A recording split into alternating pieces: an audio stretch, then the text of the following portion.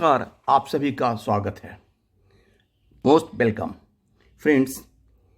Medical insurance scheme bank retirees bankers का renewal due है और इसके लिए सजेशंस दिए जा रहे हैं और डिस्कशन चल रहे हैं।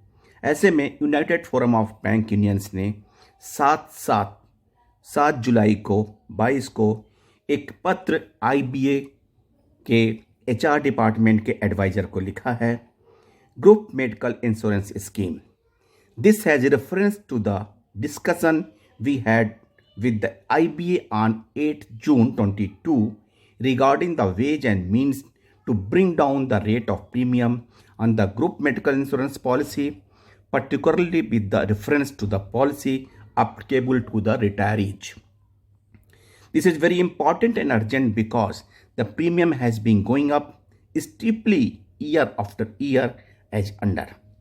एक डाटा उन्होंने दिया है कि 2015-16 में ये टोटल अगर 4 लाख के लिए 7,493 था और 3 लाख के लिए 5,620 है, तो फिर 21-22 में ये अमाउंट बढ़ के 4 लाख के लिए 43,249 और 3 लाख के लिए 33,384, यानी कि 6 times.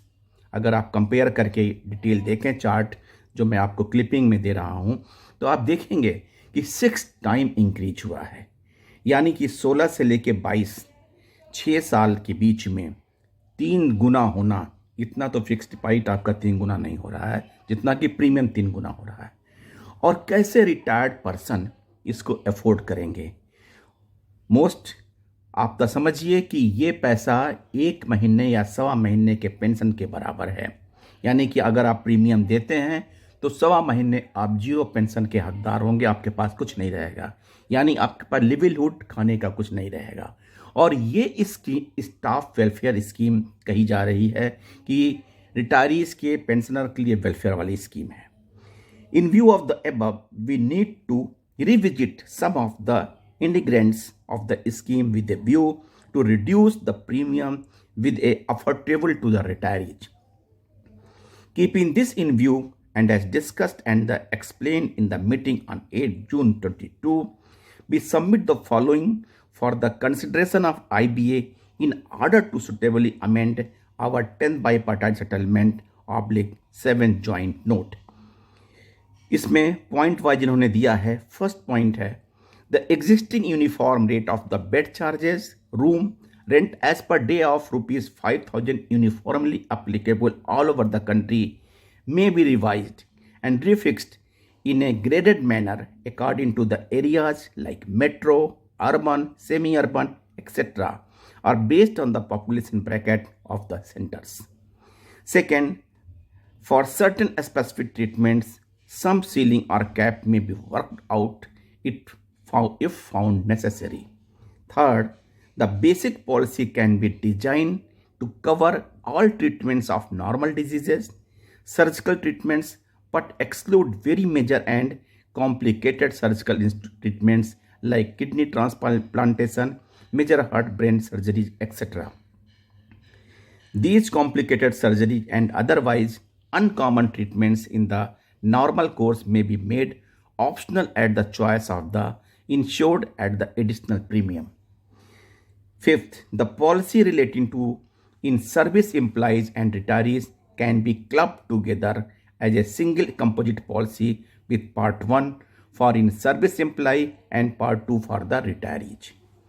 While Part 1 of the policy will be applicable to in-service employee and officers, Part 2 of the policy to be made applicable to the retirees. Part 1 of the policy can cover insured amount as per existing settlement, and for Part 2 applicable to retirees, a separate graded and minimum basic sum assured can be mutually worked out. The premium on this composite and combined policy to be paid by the respective banks. As per government guidelines, banks dated 7 February 2007 and IBA communication to banks dated 28 February 2007, banks were advised to allocate a portion of the staff welfare funds towards welfare of retirees Hence, bank would not find it difficult to pay the premium of the policy up to the basic sum insured. Over the above, this other flexible and additional cover may be offered by the insurance companies as an optional basis for which the retiree would bear the cost of such additional premium. Since medical expenses are not directly related to the consumption of goods and services by the insured, government to be approached for exemption of GST on the with premium. We will collate the various roadblocks and pain points experienced by employees officers at present at the hospital and issues with TPA and insurance company for your information. Simultaneously, our suggestion on improvement in the scheme etc. will be sent separately. Thank you.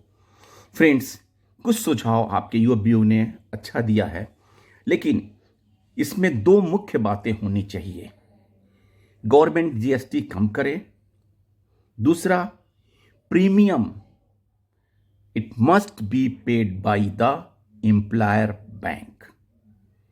अगर जब तक employer staff welfare fund retirees के staff welfare fund से उसको payment नहीं करती है, तब तक हमारे रिटायरीज को जो रिलीफ मिलने की उम्मीद है वो रिलीफ नहीं मिलेगी। और इसके लिए यूबीयू का पत्र लिखना ही काफ़ी नहीं है।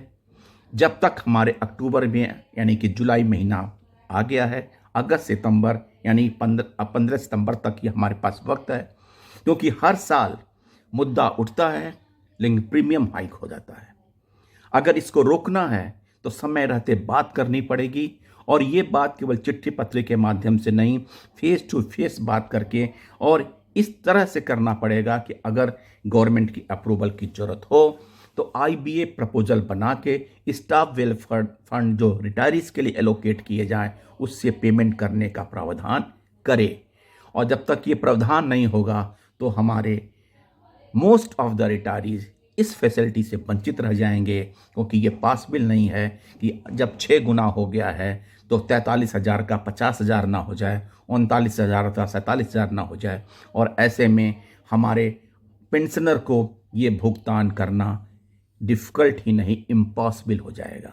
थैंक यू फ्रेंड्स, फिर मिलते हैं नए अपडेट के साथ।